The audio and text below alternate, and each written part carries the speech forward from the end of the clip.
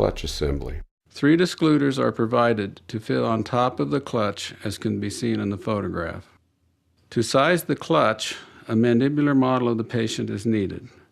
The operator needs to note where the distal of the second premolar is and take steps to cut the plastic clutch to this position. Each patient is a little bit different, and once cut, the next process is to add some blue periphery wax to the edges so that it isn't sharp to the patient's tissues. Use a burr to trim the clutch, make it a little bit smoother.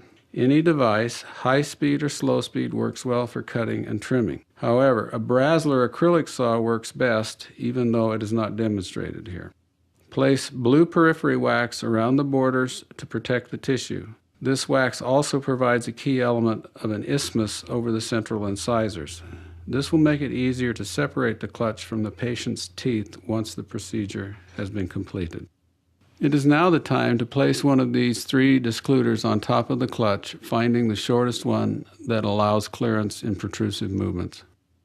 After selection, the clutch clamp and cross rod are inserted into the process and tightened. The tightening of the screws tightens the plastic clutch to hold the discluder firmly in place.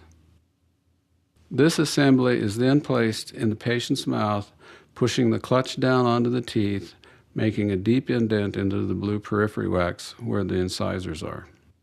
Next, quick-set plaster like Whip Mix Greystone, Kerr No. 2 plaster, or Snapstone is used to secure the clutch assembly to the patient's mandibular teeth. This requires 2 operators at this stage. It is necessary to have one person in front of the patient so that the clutch horizon can be lined up with the eyes, and the operator holding the clutch needs to position the bar parallel to the forehead when looking over the top of the patient's head.